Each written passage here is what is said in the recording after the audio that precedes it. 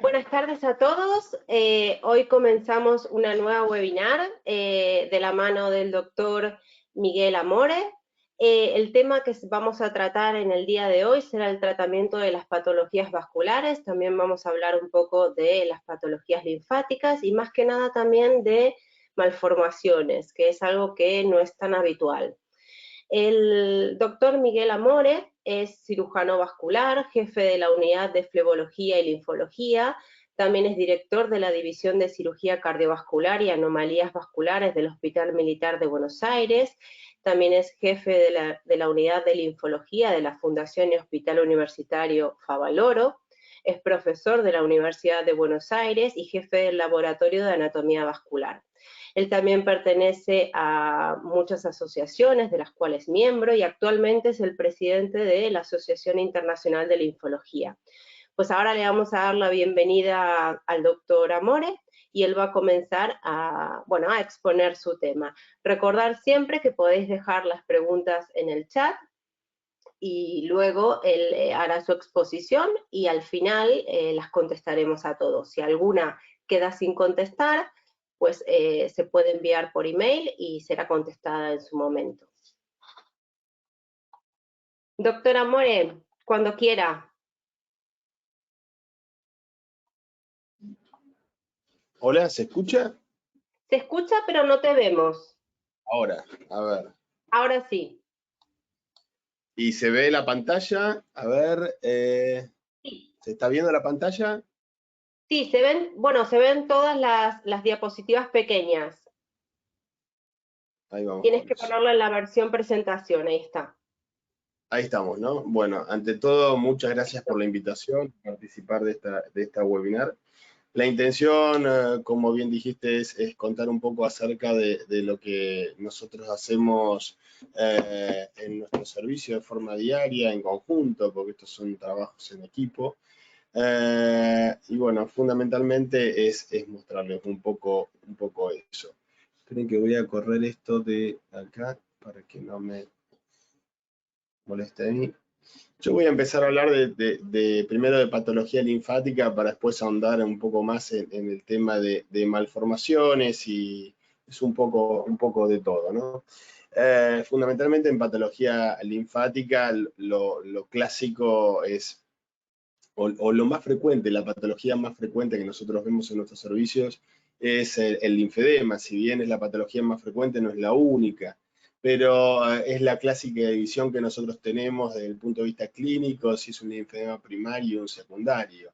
Los linfedemas secundarios son fácilmente diagnosticables porque siempre hay algo que lo condiciona. Lo más frecuente en los países industrializados habitualmente es el tratamiento del cáncer de mama, no solamente la cirugía, sino la radioterapia, entre otras cosas, produce este linfedema secundario que es, como dije, el más frecuente en los países industrializados, pero tenemos linfedemas secundarios a infecciones, a traumatismos, a otros tipos de tumores que también son importantes tenerlos en cuenta. Y los primarios que realmente son un gran desafío, porque más allá del diagnóstico, que puede ser algo sencillo, estas patologías hoy se consideran que son causadas por malformaciones propias del sistema linfático y entonces entramos en este campo de las malformaciones y en general los linfedemas primarios frecuentemente es nuestra obligación buscar que no sea parte de un síndrome. ¿Eso qué significa? Que el linfedema, la expresión clínica,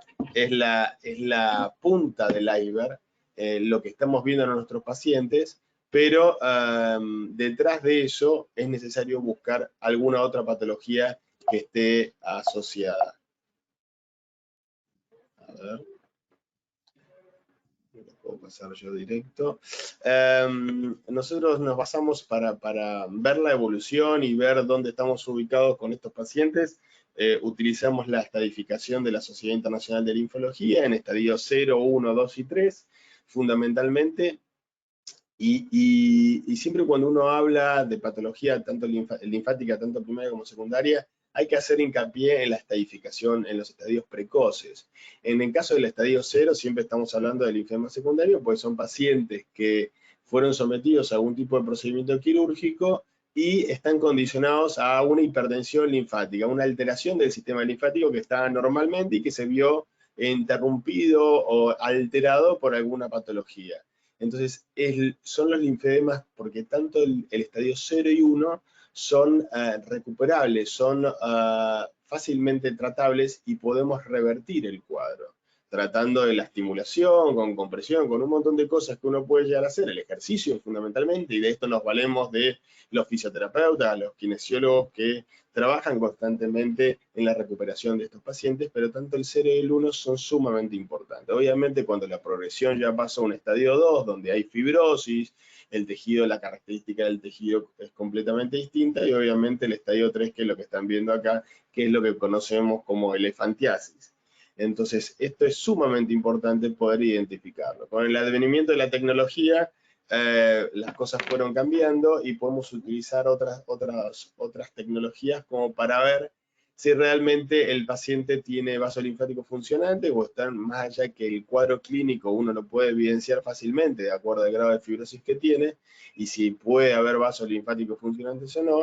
La posibilidad de hacer lo que llaman linfografía con verde indocianina permite también ver la progresión de ese linfedema, desde ver lo que se llaman vasos lineales, se inyecta una sustancia que es el verde indocianina, y se ve con una cámara infrarroja, se ve en vivo e indirecto el sistema linfático superficial. Obviamente siempre lo importante, y muchas veces de forma complementaria hacer para estudiar este tipo de pacientes, es una linfografía radioisotópica. Complementariamente utilizamos este método que es muy bueno, porque nos permite en tiempo real y poder estudiarlo en un consultorio, en la consulta médica. Entonces podemos visualizar si hay vasos linfáticos lineales, si hay la progresión, lo van a ver de lo que es un salpicado, un patrón de tipo splash, un patrón de tipo Stardust o un patrón difuso, de acuerdo al grado de compromiso y la evolución de ese paciente. Independientemente de todo eso, la valoración clínica es la más importante. Y como yo les dije, nos vamos a focalizar fundamentalmente en esto, a dar un par de diapositivas respecto a esto, porque el linfedema primario es sumamente importante y en el último tiempo fue más interesante porque se han estudiado muchas cosas del campo de la genética, no solamente para lo que es patología linfática, sino para patología vascular en general. El campo de las anomalías vasculares ha crecido mucho y obviamente ha crecido de la mano de la genética. Hoy podemos conocer, ya vamos a ver algunas imágenes, conocer las mutaciones de esos genes y hacer lo que llama una terapia molecular, o sea, una terapia más dirigida a la mutación. O sea, hay fármacos que pueden llegar a regular la expresión de esos genes, que podemos llegar a estudiar, y podemos llegar a disminuir esa expresión de la malformación y mejorar la calidad de vida de ese paciente. Entonces, eso era impensado hace algunos años y los pacientes se complicaban y podían hasta fallecer. Hoy tenemos la posibilidad de poder hacer ese tipo de tratamiento. Ahí van a ver distintos tipos de clasificaciones de acuerdo al linfedema primario, si es tardío, si es congénito, si es asociado a sobrecrecimiento, si es sindrómico, si tiene una displasia linfática generalizada. Pero fundamentalmente la clave es poder identificar los distintos tipos de linfedema primario, y además de distintos tipos de linfedema primario, si habitualmente pueden ir asociados a otra patología, si están dentro de lo que son los síndromes, fundamentalmente, porque eso es sumamente importante, y más en lo que es pediátrico, que ya después más adelante el doctor Papendi en otra webinar creo que está programada, les hablará fundamentalmente de esos niños. Y ahí van a ver, porque frecuentemente es lo que nosotros hacemos, es complementariamente hacer linfografías. Todos los linfedemas se comportan completamente distintos. Y van a ver los patrones de hipertensión linfática, de reflujo dérmico, que es lo que habitualmente vemos en nuestros pacientes, que van a ver que son completamente distintos. Y estos son los desafíos habituales que uno puede llegar a ver, porque cada uno de estos pacientes se puede tratar de forma distinta. Entonces es necesario tener las herramientas suficientes como para poder determinar qué tipo de tratamiento es el adecuado. Si hay un tratamiento quirúrgico que lo puede ayudar, si es un tratamiento de rehabilitación, si es un tratamiento molecular, si hay una droga que puede llegar a ver. Y esto es un poco lo que yo les decía. Hoy día, fíjense, que hay más de 23 genes que pueden estar asociados a linfedema primario. Más de 23 genes que pueden estar asociados a linfedema primario. Y eso no significa, porque si bien el campo de la genética ha desarrollado mucho en lo que es malformaciones vasculares en general, anomalías vasculares en general, en el campo de la linfología, puntualmente el linfedema, todavía falta un poco más de desarrollo para lo que sigue después de conocer esa mutación genética. Porque yo al chiquito o al paciente le puedo tomar una muestra de sangre o de tejido y mandar a analizar, por lo general en el caso de patología linfática, muestra de sangre, se manda a analizar, se detecta la mutación, pero en el caso de los linfedemas todavía falta los fármacos que pueden llegar a regular la expresión de esa mutación y bajar la expresión clínica de ese linfedema. Sí sucede para otros tipos de malformaciones que ya vamos a ver. Pero fíjense que esto es lo que yo les decía, hace un par de años no se conocía nada de esto, y van a ver que uno puede estudiar con una simple muestra de sangre directamente, o a veces de tejido, estos genes, y estos genes muchas veces tienen la expresión clínica de un linfedema, pero puede estar asociado, como en esta chiquita, con una citis quilosa, un trastorno quiloso, que es una alteración del sistema linfático a nivel digestivo, con lo cual eso también puede ir asociado, y lo que uno ve directamente es la patita hinchada, la pierna hinchada, y en general es necesario buscar la otra patología que puede tener asociada a estos pacientes. Y fíjense, en el campo de las anomalías vasculares, un trabajo muy interesante de Green, del Centro de Anomalías Vasculares de Boston, cómo hay un montón de genes en el centro, y fuera van a ver las distintas malformaciones que pueden estar asociadas a esas mutaciones. O sea, con una muestra de tejido o de sangre, dependiendo del tipo de patología que tenga, yo puedo conocer la mutación genética y a partir de eso ver qué opciones terapéuticas tenemos. Y van a ver, si ustedes centralizan un poco la imagen, en este gen que ya está bastante estudiado hace un tiempo, que es el PICA13A. Ese PICA13A está relacionado con un montón de síndromes. Una de las patologías que vemos a veces con frecuencia en el consultorio es el síndrome de Cribtrey-Trenaunay, el nevo varicoso osteohipertrófico con las distintas variantes, también las malformaciones linfáticas, en general, la malformación, la anomalía vascular fibroadiposa, el síndrome de Cloves, que muchas veces pueden cursar con linfedema también algunos de estos pacientes, como alguna malformación del sistema linfático, que después ya vamos a ver, como este paciente, que tiene, fíjense, tiene un gran edema, fundamentalmente tiene lo que llama un síndrome de sobrecrecimiento. El síndrome de sobrecrecimiento no solamente puede ser adiposo, sino puede ser óseo, puede ser de estructuras blandas, o en algunos casos óseas. Pero fíjense que es una malformación vascular que llamamos compleja, porque es difícil a veces poner un nombre determinado. Fíjense, tiene una malformación linfática, se llama malformación linfática microquística, que fundamentalmente está en la región del escroto y en la región del pie. Eso se expresa con pequeñas vesiculitas, donde el paciente se abren esas vesiculitas y empieza a drenar linfa.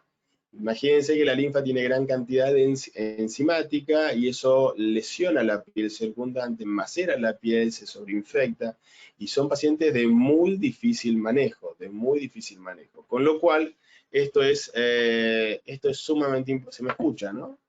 Carolina, creo que se me está escuchando. Estoy hablando quizás rápido y...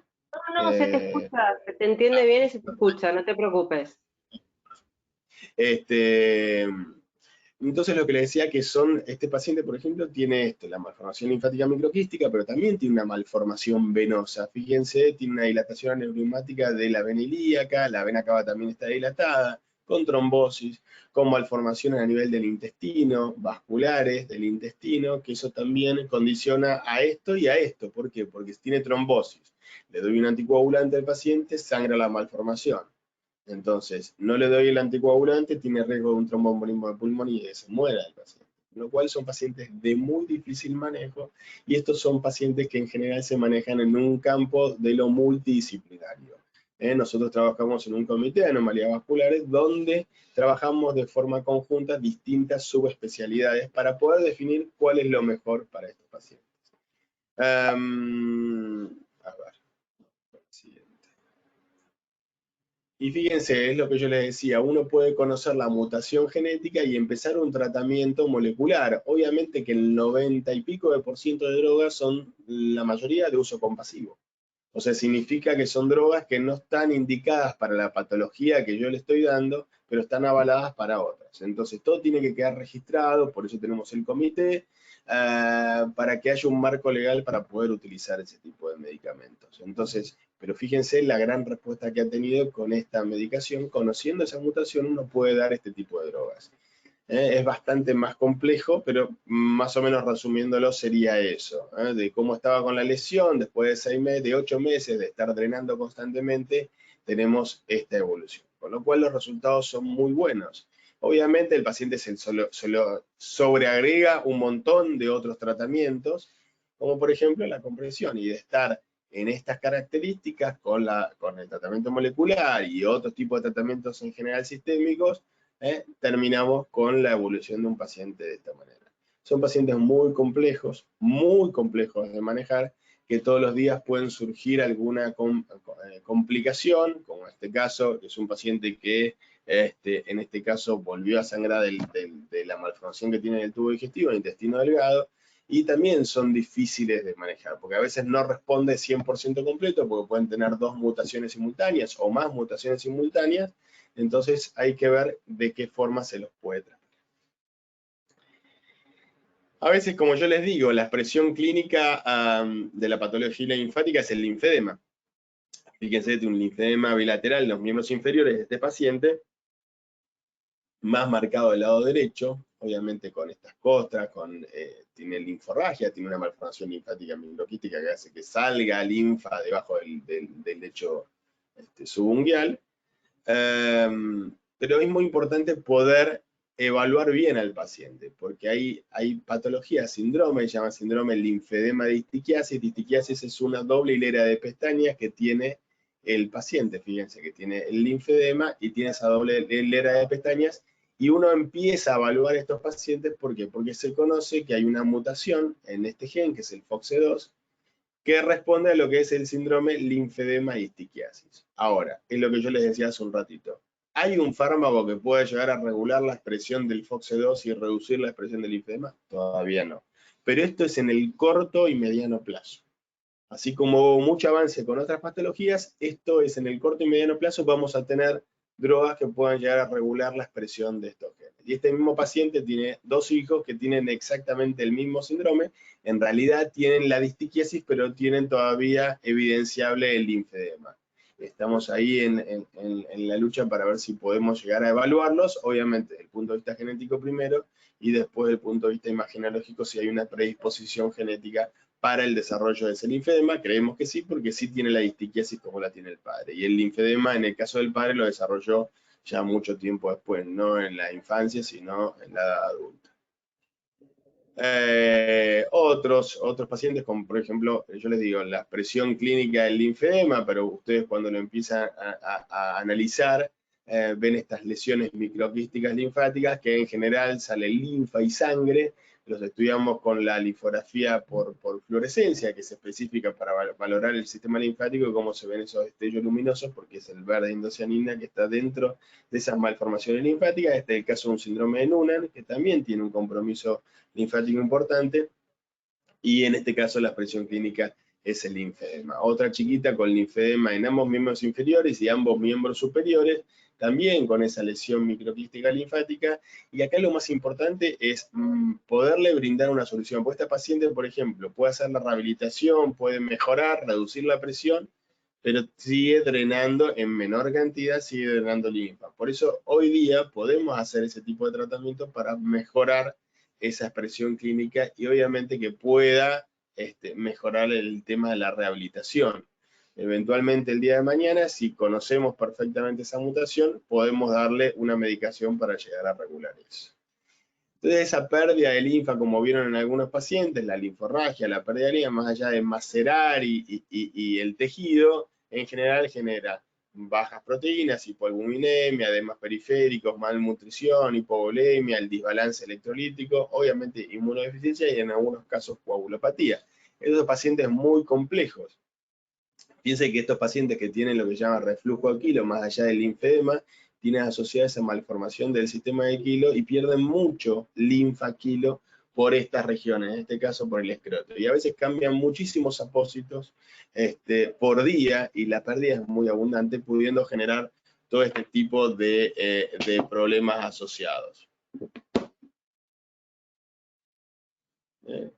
Y como complicaciones, como ya les dije, los sangrados, las infecciones, compromiso respiratorio, porque a veces las lesiones son hacia el pulmón y pueden generar la coagulopatía, el sobrecrecimiento que genera un disconfort funcional, obviamente, el dolor, es muy importante ese tipo de cosas. Fíjense, a ver si lo veo, vamos para atrás. Fíjense el grado de hipertensión linfática, esto es en un dedo, el paciente que les mostré creo que al principio, fíjense las vesículas linfáticas que sobresalen, como si fuesen papilomas sobre el dedo, y esto es hipertensión linfática, esto es malformación linfática ya microquística. Y esto se pone una media, se pone el zapato, se pone algo, genera el traumatismo y empieza a salir linfa, con lo cual es sumamente importante poder tener en cuenta que hay opciones de tratamiento. Este es un caso que a mí me gusta siempre mostrarlo, porque claro, cuando en los linfedemas primarios, a veces el paciente viene con la expresión clínica o el linfedema como esta paciente, viene con la expresión clínica en la pierna derecha. Cuando la empezamos a estudiar, obviamente sospechamos que la pierna izquierda también está comprometida. Y fíjense que en una linfografía radioisotópica, obviamente no hay ascenso del trazador, hay algo, una imagen ahí en la región inguinal, esto es vejiga, muy tenue, con muy poca captación, pero fíjense el lado izquierdo, que si viene en ascenso, esta imagen acá son ganglios popliteos, no hay ganglios inguinales, esta imagen de acá de ganglios popliteos no es normal, significa que el sistema, porque los ganglios popliteos son profundos, con lo cual la circulación deriva hacia el sistema linfático profundo, porque hay una hipertensión en el sistema linfático superficial, o sea, la presión que tiene el sistema linfático superficial no puede transportar ese contraste, entonces deriva a circulación profunda. Por eso es que están visualizando el sistema profundo y no se ve el sistema superficial, con lo cual el miembro izquierdo que no tiene edema hoy lo puede tener y está en altísimo riesgo de poder desarrollar ese edema porque está compensando por circulación profunda. Pero se altera esa circulación profunda y el edema va a aparecer como lo tiene en la pierna derecha. Con lo cual es sumamente importante tener en cuenta estos pequeños detalles. Cuando viene un paciente con linfedema primario, es sumamente importante poder evaluarlo y advertirle esta información, darle esa información al paciente. Porque el paciente viene desesperado por buscar la compresión en la pierna derecha, pero tiene que tener compresión en las dos piernas, porque necesita la compresión en las dos piernas. Por más que el edema no esté evidenciable, es un estadio 0 del linfedema, es un estadio que está incipiente, que está estabilizado, pero obviamente se desestabiliza ese sistema profundo y desarrolla linfedema. Por eso es muy importante la rehabilitación en las dos piernas, de tener cuidado en las dos piernas, de evitar infecciones. Obviamente, después vamos a ver un poco más en detalle, es lo mismo, simplemente que a veces uno puede utilizar herramientas desde el punto de vista tecnológico para detectar pequeños cambios de volumen. En este caso es un escáner para detectar el porcentaje de agua del tejido. Entonces es un patrón indirecto de que hay alguna alteración y estos patrones son en estadios muy incipientes, muy precoces, y frente a la sospecha podemos llegar a confirmar con estos elementos. Hay veces que, como ya les dije, los linfedemas son parte de otra patología y lo que habitualmente se debería quedar en la panza, en el abdomen, termina saliendo Kilo por la pierna. Entonces uno se le empieza a quemar la cabeza y decir, ¿cómo sale Kilo? Porque el Kilo es parte del metabolismo de las grasas, debería ir al conducto torácico directamente. ¿Cómo termina ahí? Justamente porque son malformaciones que cursan con linfedema, son malformaciones del sistema linfático que cursan con linfedema y que asociado tiene esto lo que es el reflujo de Kilo. Entonces al paciente le salía Kilo, iba caminando, el Kilo tiene la característica de ser lechoso, entonces le salía directamente Kilo por la pierna. O este paciente que, como vieron en la imagen antes, que le sale quilo por la región genital, asociado a su linfedema primario, que tiene los 4 miembros, el abdomen prominente, que es de hipoalbuminemia, porque con lo cual tiene pérdida de quilo y algo de quilo tiene en el abdomen, una citis quilosa. Son pacientes de muy difícil manejo, susceptibles a infecciones. En general, son pacientes complejos. Y la imagen es muy característica, a veces complementamos porque estas patologías del quilo son muy difíciles de poderse rectificar dónde está el problema, pero hoy día también con el advenimiento de tecnología uno puede llegar a determinar, en este caso, por ejemplo, con una videoendocápsula, una camarita en una capsulita, se ingiere y se hace un estudio del intestino delgado y puede determinar de forma fehaciente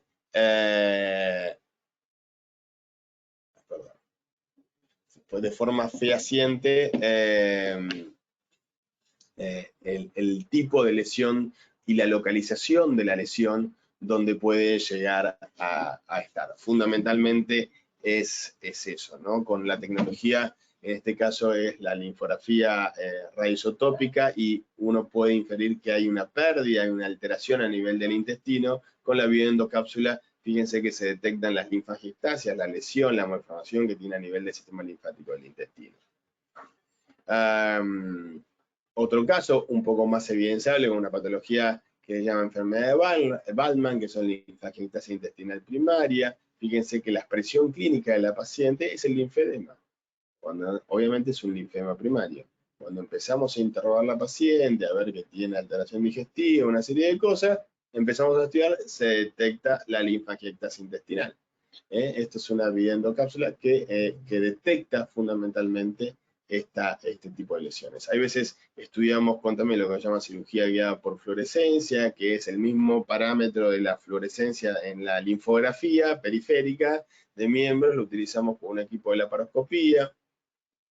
Fíjense cómo tiene todos los vasos linfáticos obstruidos, con quilo dentro. Eso genera un proceso inflamatorio crónico. Ahí van a ver el líquido que se pierde en la cavidad, que es ese quilo, por los vasos que están obstruidos. Y se generan distintos tipos de situaciones. En este caso, si es una cirugía, se resecó. Obviamente son cirugías en el entorno paliativo, donde se reseca el área de Quiplón donde mayor capta la fluorescencia y se hace un injerto en la región inguinal, en este caso bilateral, para mejorar su linfedema y fíjense cómo ha evolucionado. Esto es anecdótico porque son pacientes, los tratamientos son paliativos y hay que continuar de por vida con el tratamiento, pero fíjense cómo ayudados nosotros con la cirugía y obviamente el complemento de la compresión, se puede mejorar y mucho estos casos, donde esta paciente no podía mover sus piernas por el peso, constantemente tratando de drenarse y hacer rehabilitación, que es sumamente importante y que debe continuar después de los tratamientos. Muchas veces llegamos a estos resultados que son sumamente satisfactorios, pero debemos recordarle al paciente que debe sí o sí continuar con el tratamiento. Hay veces son patologías que se confunden o viene derivado por lo que es un linfedema o una patología linfática y en general no tiene nada que ver con eso, son síndromes de sobrecrecimiento, en este caso son síndromes de sobrecrecimiento asociados al tejido adiposo y es lo que van a ver acá. Fíjense que cuando uno hace la imagen ósea, la radiografía, no tiene absolutamente nada de sobrecrecimiento óseo, es solamente tejido adiposo. Entonces es muy importante poder estudiarlo. Biopsias, ver mutaciones genéticas y ver, porque resecar, como está genéticamente condicionado, vuelve a formarse. Entonces si podemos llegar a conocer esa mutación, le podemos dar un fármaco que puede llegar a reducir la expresión de ese gen y reducir por ende el sobrecrecimiento. ¿Qué es lo que pasa también con este paciente? Fíjense, un sobrecrecimiento que es netamente adiposo. Este paciente le había mandado para hacer drenaje linfático, rehabilitación. Le va a ayudar, pero el problema no es linfático, el problema es que tiene un sobrecrecimiento adiposo. Entonces es sumamente importante. Hay muchos síndromes, muchos epónimos, muchos nombres que no quiero tampoco ahondar sobre el tema. Hay veces que tenemos estos casos donde se agrega también patologías del tejido celular subcutáneo. que tienen hiperlaxitud del tejido celular subcutáneo, que se sobrarea con edema, por eso es muy importante la rehabilitación previa. Fíjense de este tipo de paciente, cómo termina en este tipo de paciente. ¿Por qué? Porque hay un edema secundario al efecto compresivo que genera el tejido celular. Entonces, fíjense, después de sacar todo ese líquido, cómo queda ese tejido celular laxo. Obviamente los tratamientos quirúrgicos son importantes, necesarios, son paliativos en algunos casos, o a veces se generan estos grandes bultomas que son linfedemas localizados, simplemente por el sobrecrecimiento adiposo propio de la obesidad. La obesidad induce al linfedema, y en este caso fue un linfedema localizado, esos grandes bultomas que son frecuentes de ver en pacientes obesos. Hay una mezcla de lo que es la obesidad que induce a ese linfedema y genera un bloqueo segmentario de esa circulación linfática. Entonces son pacientes muy, muy complejos. Y lo otro que hay que tener en cuenta es que los pacientes que tienen linfedema, hay una susceptibilidad muy importante a desarrollar linfedema si aumentan de peso, con lo cual el mantener el peso en un índice de masa corporal establecido por su nutricionista, que nosotros, como dije, trabajamos en un equipo multidisciplinario, es fundamental para evitar que no llegue a este estado. Por ejemplo, una paciente con un linfedema linfedema primario en el miembro inferior izquierdo, hace algunos años la pierna derecha estaba bien. Obviamente que hay un trastorno linfático primario, como ya marcamos antes en otra paciente. Pero fíjense, cuando la paciente empieza a incrementar su índice de masa corporal, obviamente su linfedema primario en la pierna izquierda lo sigue conservando, pero empieza a alterarse de mayor manera la pierna derecha, que antes no tenía este problema. Entonces es muy importante tratar de conservar el índice de masa corporal en estos pacientes. A veces, obviamente, los medicamentos que nosotros utilizamos también pueden generar un daño secundario sobre el sistema linfático. Depende mucho de la dosis, pero hay fármacos en general, y esto es un paneo general, hay fármacos en general que pueden generar linfedema secundario con características primarias porque generan como una involución del tejido linfático. En este caso el sirolimus o la rapamicina, que utilizamos en algunos casos para malformaciones linfáticas de acuerdo a la dosis. En estos pacientes, ¿por qué de acuerdo a la dosis? Pues son pacientes que nosotros empezamos a ver con linfedema, pero pacientes tratados con esta medicación entre pacientes trasplantados renales. Entonces, como trabajamos en una unidad renal, en un área donde se hace trasplante, vemos muchos de estos pacientes. Mínimos traumatismos después de mucho tiempo de tratamiento con la rapamicina pueden generar linfedema secundario, con lo cual es sumamente importante controlar a esos pacientes para evitar un daño secundario.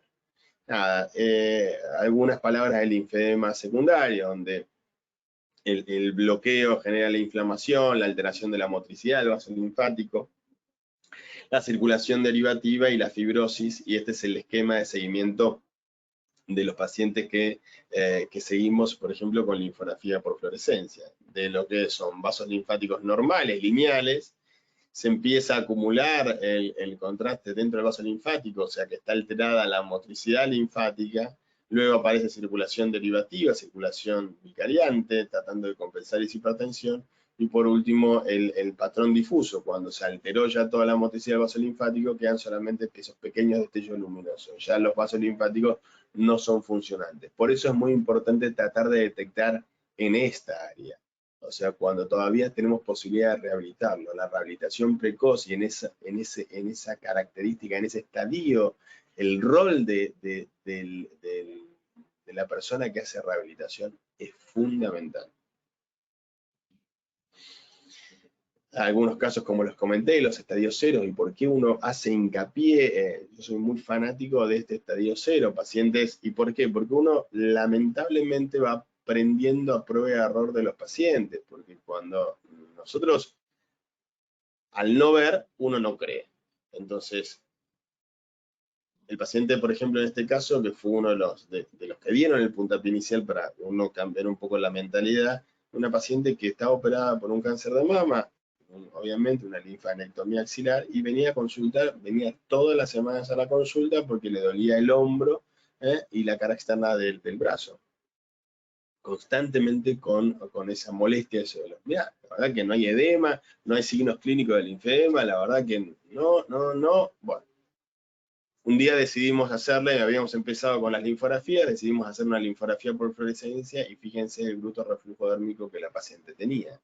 Entonces, perdón, es sumamente importante prestar atención a esos cambios subjetivos que refiere el paciente, porque el estadio 0, que son estadios subclínicos, es importante tener el antecedente de que algo había sucedido, en este caso una linfadenectomía axilar por un cáncer de mama, obviamente una cuarantectomía o una mastectomía, tener ese antecedente, pero además el paciente refiere esos cambios subjetivos que no son objetivos para el médico, pero sí que son subjetivos del paciente porque el paciente los refiere. Dolor o molestias o un leve edema que intermitente, que quizás cuando viene a la consulta no lo tiene, cuando hace algún esfuerzo lo tiene.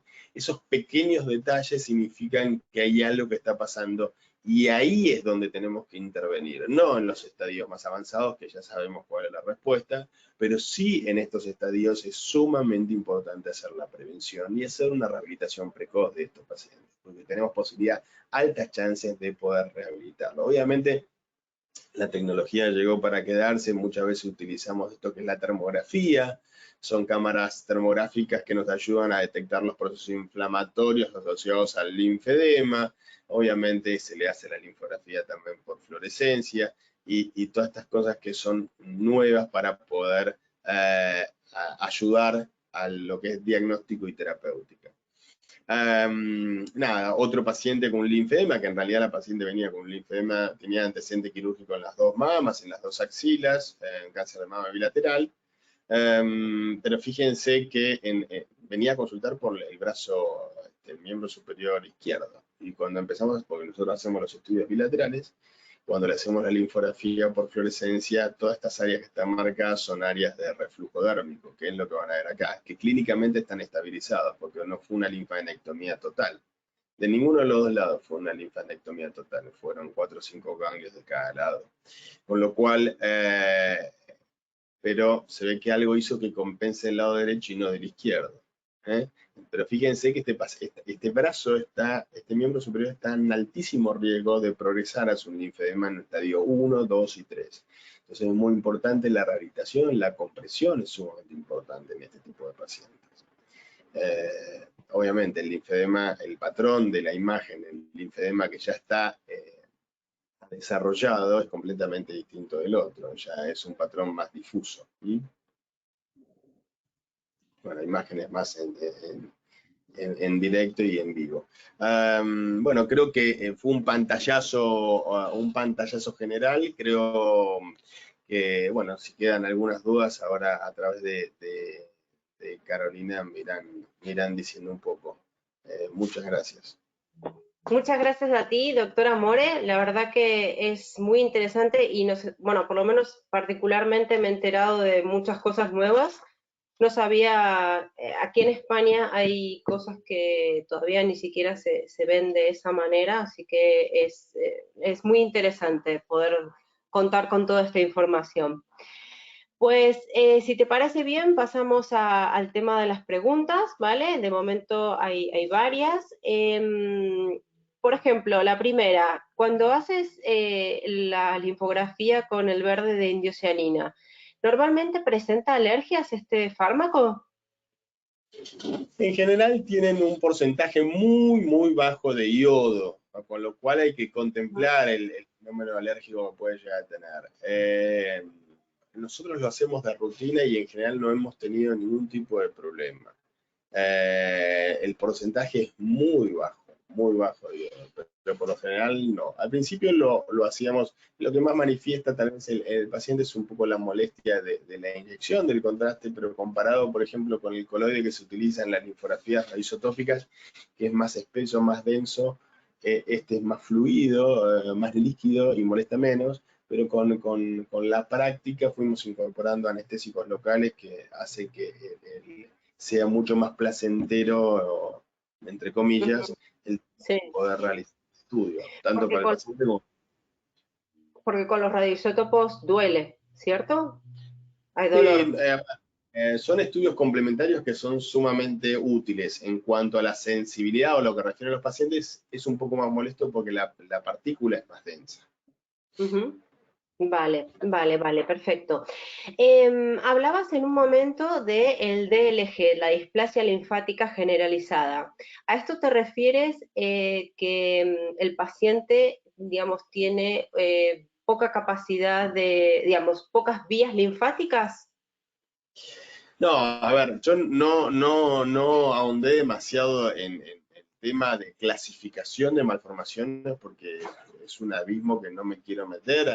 Está la Sociedad para el Estudio de las Anomalías Vasculares, que es el IVA, que ahora dentro de poquito está en el Congreso en Canadá, y es la que se encarga de revisar a través de su comisión directiva todas las clasificaciones y probablemente vaya cambiando por el avance que hubo en genética en los últimos tiempos y va a ir mutando y cambiando esas clasificaciones de acuerdo a los avances científicos. Cuando uno habla de displasia linfática, está dentro de la clasificación de malformaciones linfáticas, pues son malformaciones linfáticas muy complejas, que afectan al organismo. En algunas pueden tener compromiso óseo, en otras no, incluso compromisos en otros órganos. Son patologías muy complejas. No quise ahondar más que nada porque si no era demasiado específico sobre el tema, pero a ver, la intención de todo esto es que es un poco lo que dije, uno ve la piernita hinchada, el brazo hinchado y se queda con eso. No, justamente es lo que no hay que hacer, no quedarse solo con eso. Obviamente que si es un linfedema secundario y le operaron la mama y le sacaron los ganglios, la cosa va a quedar ahí. Pueden hacer la radioterapia, no, agudizar más el edema, no, pero la cosa queda ahí. En el caso de los primarios, no. Hay que seguir sobre eso, por eso es muy importante. A pesar de que tenemos la barrera que todavía nos falta la fase de la droga que pueda llegar. Hay un montón de cosas que se están haciendo, ¿no? Factores de crecimiento, trasplante de ganglios linfáticos, inyectar factores de crecimiento. Son todas cosas que se están haciendo, pero hay que ir viendo cómo se van desarrollando, ¿no? Vale. Recién comentabas cuando, por ejemplo, te llega un paciente que tiene, como esa señora que comentabas, que tenía un brazo hinchado, se había operado de ambas axilas, Sí. pero que ustedes siempre hacen el análisis bilateral y que en ese caso encontraron que incluso el otro brazo no estaba funcionando correctamente el sistema linfático. Entonces, en esos casos, además de, bueno, de hacer el tratamiento, quizás evaluar una cirugía o lo que sea necesario, cuando ¿colocan las prendas en ambos brazos o solo en el más afectado? No, yo soy partidario de que si se detecta el problema, se haga tratamiento de todo, no solamente, perdón, porque se me acaba de caer algunas cosas. Soy partidario de que se haga de todo, pero fundamentalmente la clave es la rehabilitación. Si es un estadio cero, la clave es el ejercicio, fortalecer lo muscular, porque es lo que nos va a ayudar a favorecer el drenaje. Y los ejercicios y la musculación. Fundamentalmente creo que es eso. En un segundo tiempo se agrega la prenda de compresión. Sí, sí, por supuesto, siempre Y primero la terapia descongestiva y como último, digamos, para mantener el tratamiento sería la prenda. exactamente. Estadio cero creo que es detectarlo y empezar a trabajar con kinesiología, con el fisioterapeuta para tratar de evitar esa progresión. Ujú. Vale. Por ejemplo, también vimos en una de las imágenes que había vendajes neuromusculares. ¿Trabajáis con este tipo de vendajes? ¿Qué resultados tenéis? Trabajamos en el equipo, trabajamos con profesionales que se dedican y que han estudiado mucho el tema del taping. Te referís al taping, me El imagino todo lo taping. que la aplicación del taping un poco desde lo neuromuscular y tal vez el concepto extrapolado a lo que es patología linfática. Llámenle como quieran, taping para patología linfática, linfotaping, como quieran llamarlo, porque también es un poco controvertido, pero realmente el efecto es sumamente beneficioso. tanto el doctor Marco Vecchio como la licenciada Paula Yáñez, con todo el grupo de gente que trabajamos acá también en el hospital, la licenciada Rodríguez, que se dedican a ver estos pacientes, y cada vez que hacemos alguno de estos estudios, está todo el equipo presente y decir, bueno, mira, hay que estimular esta corriente linfático derivativa, o muchas veces el paciente compensa por una corriente, con un vaso linfático que va hacia la axila contralateral por la región prepectoral o por la región posterior. Entonces se colocan las cintas tratando de estimular eso. Y eso lo vimos justamente y lo hacemos en los estadios precoces. Obviamente los estadios más avanzados también, y nosotros tenemos un estudio que se está publicando fundamentalmente sobre la efectividad, la eficacia que tiene a través de la linfografía por fluorescencia, y se ve especial énfasis, hacemos especial énfasis en la movilización de esa linfa a través de la aplicación de esas cintas. Obviamente son todos sumas de cosas, no es que con eso se resuelve el problema. No quiero decir eso porque no es el Un mensaje. tratamiento más, Un exacto. complemento es un complemento más. La calidad de cintas también es muy importante porque esto va sobre la piel, con lo cual es muy importante. Hoy hay mucha variedad de cintas y es sumamente importante una buena calidad de Buena cintas. calidad, exacto. Sí, sí, sí, eso es cierto. Em, Después también hablabas, por ejemplo, de los síndromes, y que es muy habitual que se asocie digamos, el linfedema con síndromes, especialmente en niños. ¿Esto es muy habitual? Sí, eso se lo voy a dejar seguramente al doctor Papendi, que va a hablar dentro de Explicar poco. mejor. Sí.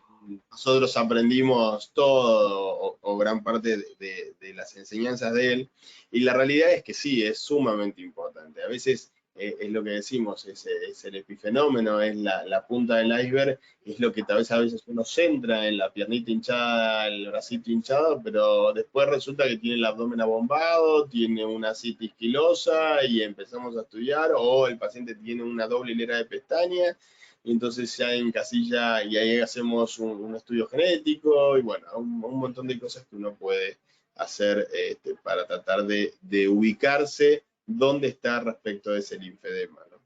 O a veces Ujú. son un síndrome de Noonan que tienen otras características, y la malformación linfática en el síndrome de Noonan puede cursar con otras cosas, no solamente linfedema, sino alteraciones linfáticas mucho más complejas, ¿no? Ujú. Ahora que comentas el tema de los estudios genéticos, esa es otra pregunta. ¿Es habitual también que se hagan estudios genéticos en este tipo de síndromes? Es decir, una vez que se sabe cuál es el gen que afecta, tú has dicho de que hay farmacología, o sea, hay fármacos para tratar y otros que no. En general, ¿se trata con fármacos o todavía es algo que está un poco en pañales? No, sí, se trata, porque vos pensás que esto hace un par de años no se sabía absolutamente nada. Entonces, estos pacientes con malformaciones muy complejas terminaban en un estado malo, y algunos de ellos fallecían, con lo cual hoy tenemos la posibilidad de opciones terapéuticas, obviamente bajo un marco legal, pues te vuelvo a decir, son drogas la gran mayoría de uso compasivo. Eh, Allí en España, incluso en Barcelona, hay centros que se dedican mucho a eso, porque el campo de las malformaciones es bastante abierto. Están los dermatólogos, hay excelentes dermatólogos de referencia, que se dedican a malformaciones vasculares, hay cirujanos vasculares, hay hemato-oncólogos pediatras, son distintas, hay cirujanos plásticos. Es muy variada el campo de los profesionales que abarcan estas patologías.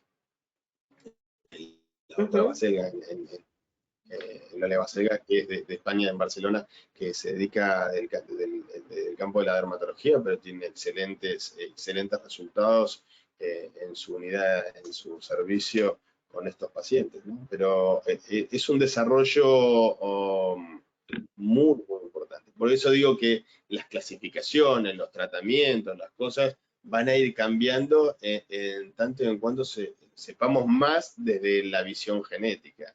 y los fármacos que hay para poder tratar esas mutaciones. Ujú. También otra pregunta es al respecto de los fármacos. Hablabas de que algunos fármacos que son, por ejemplo, cuando se quiere tratar una cosa, cuando es un paciente complejo y se quiere tratar una cosa, una cierta patología, una patología vascular, pero esa droga afecta a lo que serían sus vasos linfáticos, entonces hay que evaluar qué hacer, qué no hacer. Exactamente, bueno, tú nombraste una, el sirolimus, pero exactamente, ¿se utiliza algún fármaco específico para el tratamiento del linfedema o es así lo que tú comentabas, de que son como paliativos? El tema es el siguiente. No. Paliativos es relativo. Lo que yo quise decir es que para lo que es específicamente el linfedema, hay muchas drogas en desarrollo. Todavía no hay nada.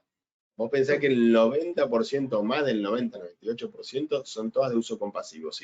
Compasivo significa no es paliativo, significa que son drogas desarrolladas para otra cosa, que están aprobadas y desarrolladas para otra cosa, que se vieron que podrían llegar a tener un efecto positivo sobre esto, sobre las malformaciones.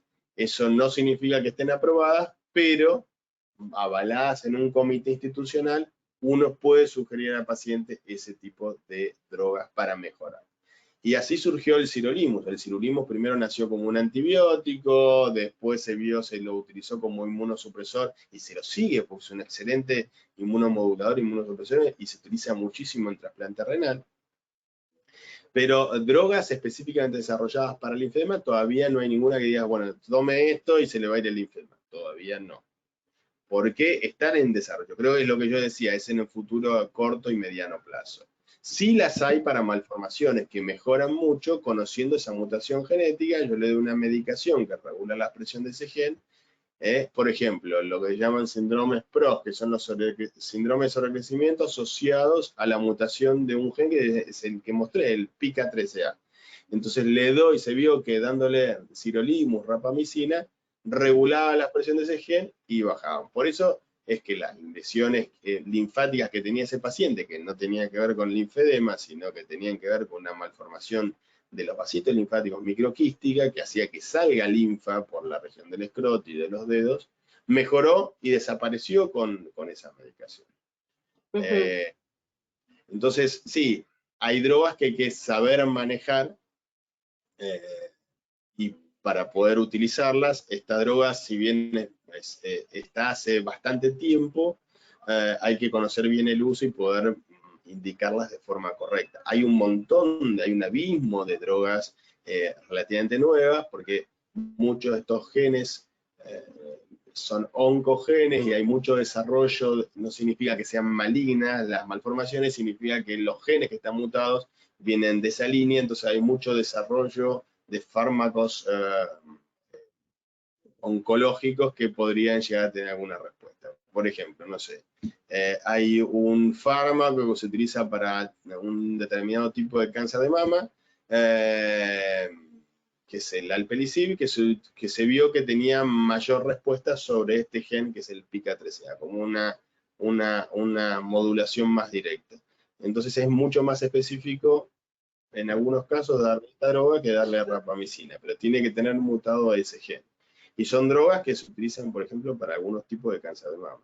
A pesar de que ahora la FDA la semana pasada aprobó esta droga, el alpelisib, es una de las primeras drogas que se autorizó para malformaciones vasculares, ¿no? Para este síndrome PROS. Ujú. Todo como Vale. muy nuevo. Sí, sí, sí, sí. Y bueno, todo se va adaptando, por supuesto. Y en cuanto a lo que hablabas del tratamiento molecular, ¿qué nos puedes contar? Es eso, el tratamiento molecular significa eso, es conocer la mutación del gen. El concepto, es lo que se llama teragnóstico. Teragnóstico es una mezcla de palabras entre lo que es diagnóstico y terapéutico, y esto va a los tratamientos moleculares. Significa conocer esa mutación genética, ese estudio molecular, y poder darle una medicación para que el paciente responda y regule la expresión. Perfecto, perfecto.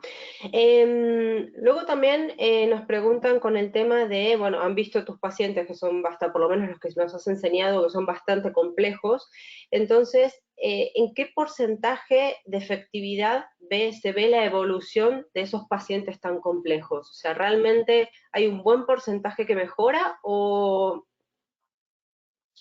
Mira, es dependiendo de la información que tengamos y del armamento que tengamos. Hay pacientes muy complejos, como yo hice una selección de algunos quizás los que son desafíos para nosotros. Este paciente que mostré que tiene una malformación venosa, que tiene trombosis venosa, además tiene una malformación en el intestino, que si le doy el tratamiento para la trombosis me sangra el intestino, se anemiza y se Sí. mejora.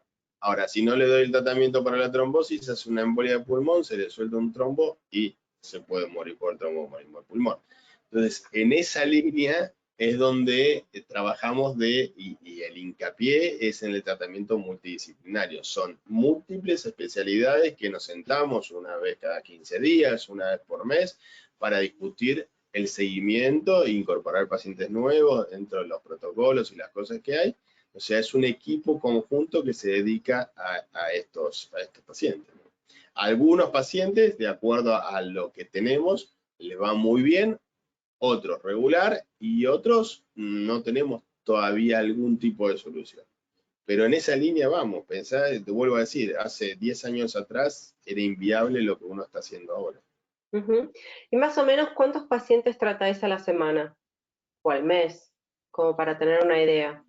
No, estadísticamente no. O sea, si me preguntás ahora en caliente no, te lo puedo decir, pero en general los comités, nosotros, todo lo que es malformaciones en general, malformaciones vasculares en general, nosotros tenemos el comité, nos reunimos dependiendo de la cantidad de pacientes que tengamos, que pueden ser, no sé, que se presenten en cada comité 4 o 5 pacientes, y se hace cada 15 días o que hace un mes, pero son disciplinas donde está el hematólogo, el traumatólogo, el genetista, vasculares como nosotros,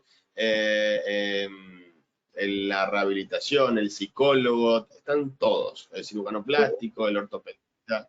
Es una gran labor, mucho esfuerzo para tratar de darle una solución al problema. Ujú. Vale. Son varios. Per- Patología linfática, lo que pasa es que nosotros trabajamos en un hospital que históricamente se dedicó a patología linfática por nuestros predecesores, nuestros jefes. Y entonces es un hospital de referencia en todo lo que es patología linfática, y entonces recibimos frecuentemente este tipo de pacientes que a veces eh, son complejos de manejar. Ujú. Mira, aquí hay una pregunta. Nos preguntan si sería partidario de indicar el uso de prendas de presoterapia en linfadenectomías por neo de mama versus las ginecológicas como medida preventiva postquirúrgica, entendiendo el estadio cero. A ver, yo en el estadio cero vuelvo a decir lo que dije antes, o sea, soy partidario de el paciente muchas veces ni siquiera, muchas veces percibe, y esto es lo que yo decía, los síntomas subjetivos, porque el estadio cero se refiere a eso, a los síntomas subjetivos que refiere el paciente, no los percibe el médico. Entonces, a veces invadir demasiado al paciente con el uso de una manga y toda la cuestión, yo creo que la clave, si es estadio 0-0, es el ejercicio, la rehabilitación, fortalecer la parte muscular y los ejercicios, mucha estimulación manual. Creo que va a Ujú, eso, de acuerdo a la evolución. ujú. Vale, después también, otra pregunta.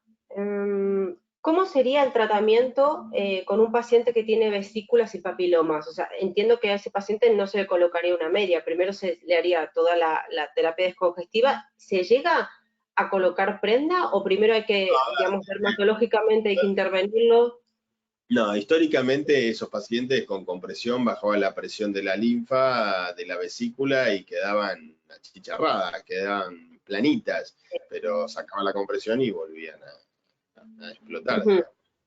Eh, y un poco la idea de eso era mostrarles que hay alternativas terapéuticas desde lo farmacológico que puede llegar a mejorar, porque estos pacientes como ese hay un montón que resolvieron con farmacológicos. Yo mostré un poco lo más complejo, pero en general, conociendo, volviendo al tema, ¿no?, de lo genético, podemos ayudarlos de esa línea, ¿no?, de complementar para que el paciente pueda tolerar sin problema la compresión. Ujú.